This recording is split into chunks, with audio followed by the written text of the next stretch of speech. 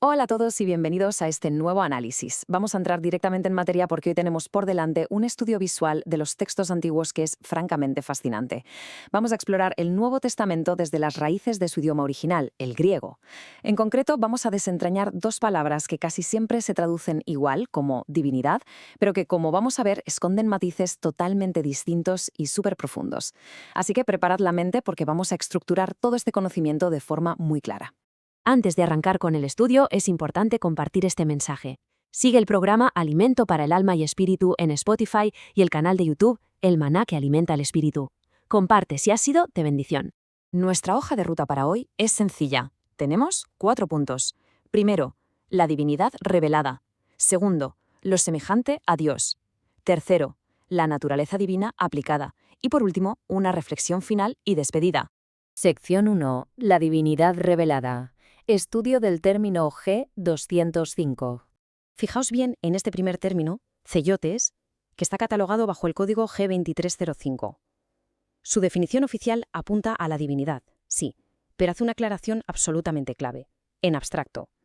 O sea, no estamos hablando del carácter íntimo de Dios ni de su personalidad. Hablamos simplemente del hecho absoluto, innegable, de que existe un creador supremo. Es el nivel 1. Darnos cuenta de que hay un poder eterno ahí fuera que ha originado todo lo que vemos. Y esto es exactamente lo que el apóstol Pablo nos explica de una forma brillante en su carta a los romanos.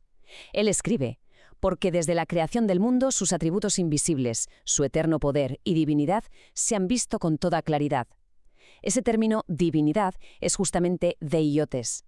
Lo que Pablo nos está diciendo es que esta deidad abstracta está literalmente entretejida en la creación. Vamos, que solo con mirar la inmensidad del universo o lo compleja que es la naturaleza, el poder del Creador es tan evidente que nadie, absolutamente nadie, tiene excusa para negar que existe. Pero claro, aquí viene el problema. Reconocer intelectualmente que hay un Dios no significa que le estemos dando el honor que merece, y ahí es donde ocurre un intercambio que es trágico.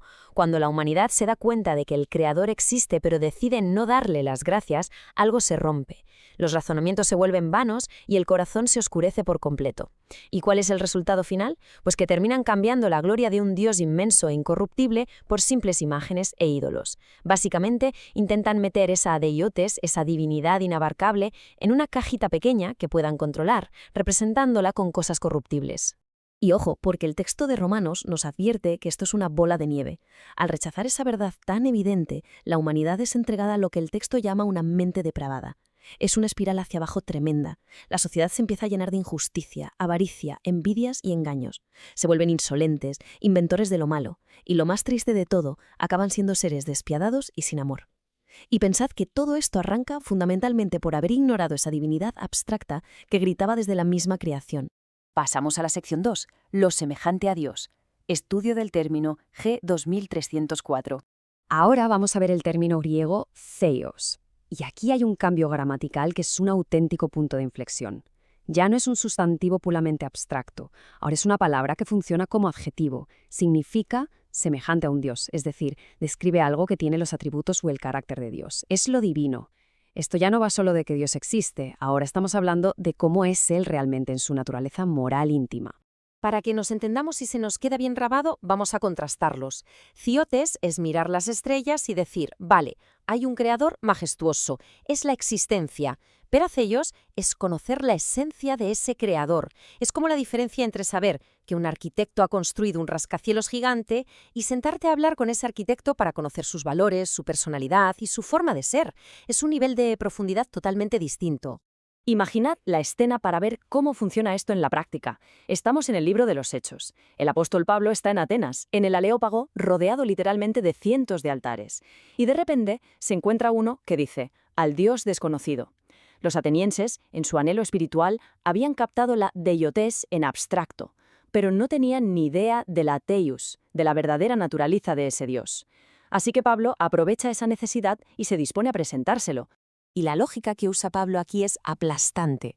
Fijaos en este contraste. Por un lado, tenemos a los ídolos humanos que viven en templos de piedra y necesiten que manos humanas los cuiden. Pero por otro lado está el Dios verdadero, que es el Señor del cielo y de la tierra y que, lógicamente, no necesita absolutamente nada de nosotros. De hecho, es todo lo contrario. Él es quien nos da la vida, el aliento y todas las cosas. Pablo está desmontando esa idea de un Dios manipulable para mostrar la majestuosidad de la verdadera naturaleza divina. Y así llega a la gran conclusión de su discurso. Siendo pues linaje de Dios, no debemos pensar que la naturaleza divina sea semejante a oro, plata o piedra.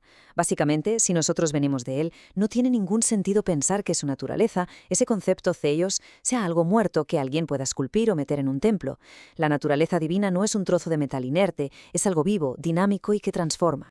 Llegamos a la sección 3, la naturaleza divina aplicada.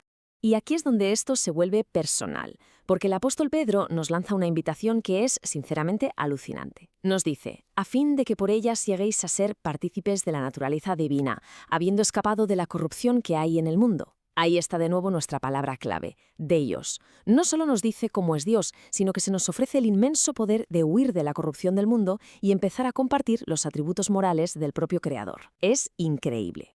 Pero claro, esto no pasa por arte de magia. Requiere ser diligentes. Pedro nos presenta una especie de escalera de virtudes. Todo empieza con el cimiento firme, que es la fe. Pero a esa fe hay que añadirle virtud, a la virtud conocimiento. Luego le sumamos dominio propio, perseverancia y piedad. Y fijaos cómo culmina, en las relaciones interpersonales. Primero la fraternidad y en la cima absoluta de la naturaleza divina, el amor. Cada escalón se apoya en el anterior para ir formando en nosotros verdaderamente lo de ellos. ¿Y por qué importa tanto todo esto? Pues porque hay una promesa gigante detrás. El texto bíblico nos asegura que si no tenemos estas virtudes, estamos ciegos o somos cortos de vista.